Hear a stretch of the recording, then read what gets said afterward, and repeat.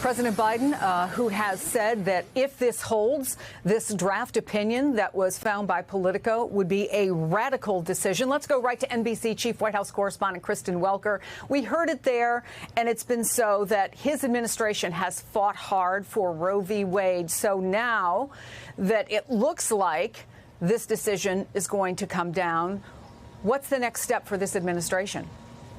Well, that's the big question, Chris. What you basically heard from President Biden there was his reaffirmation of his support for Roe v. Wade, his concerns about what this ruling, if it does in fact come to pass, could mean for other rulings that have protected people's right to privacy, their right to decide who they marry, whether or not they take birth control, for example. So what happens now? Well, this is what he said in a statement earlier today. At the federal level, we will need more pro-choice senators and a pro-choice majority in the House to adopt legislation that codifies Roe, which I will work to pass and sign into law. I think what you are going to see, Chris, is an intensifying effort to try to get that legislation through Congress. There has been a piece of legislation that passed the House that would codify Roe into law, but there aren't the votes in the Senate, and it's not clear, and it doesn't seem as though there will be unless the filibuster were to be overturned, and there aren't the votes to do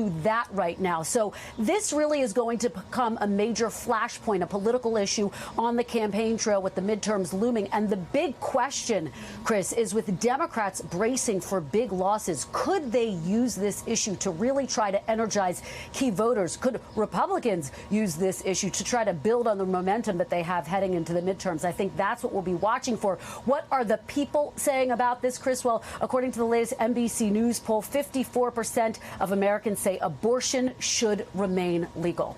Chris. Let's bring in NBC Justice correspondent Pete Williams. And Pete, I understand that the court just put out a statement. Yes, last night the court had no comment on this political story, but now the court says that the draft opinion that Politico published is authentic, although they say, you know, this still isn't, we're still not done here. But let me read the key part of this, which is what Chief Justice John Roberts says. He says, first of all, he has directed the court's marshal to launch an investigation.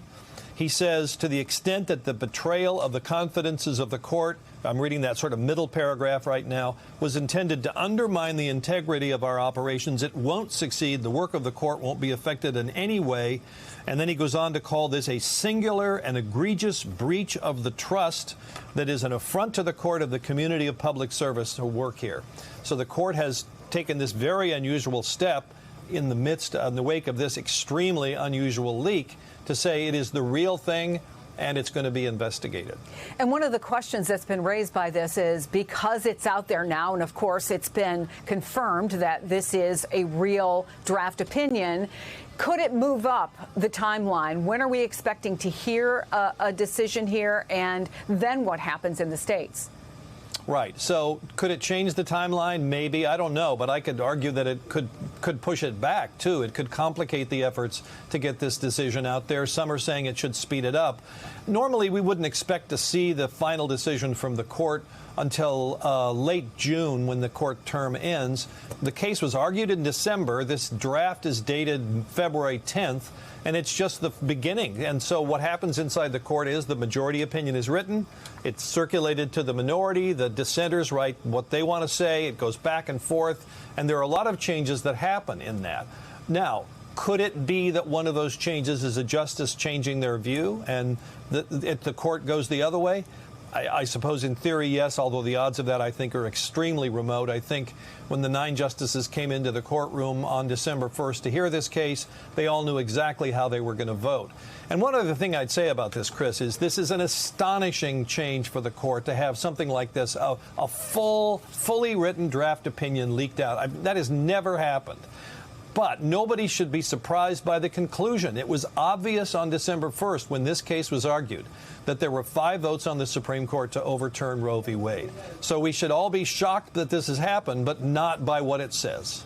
Pete, briefly, do we usually know how much a draft then gets revised, and how often what seems like a vote that's there and ready to go actually changes? Every term, there are 3 or 4 cases where the votes change. Now, we know this because this is what court insiders have told us, but we don't see draft opinions. The only opinions we ever see are the final ones. And sometimes even in a justice's papers, you don't see this level of detail of the back and forth when their papers are finally turned over to the Library of Congress and made public. So we don't ever see this kind of detail. But yes, there have been cases where justices changed their minds, that the writing of the dissent and the majority opinion causes someone to have second thoughts and think, maybe I'm going to vote the other way. It just seems very unlikely that this would be such a case. Thanks for watching our YouTube channel. Follow today's top stories and breaking news by downloading the NBC News app.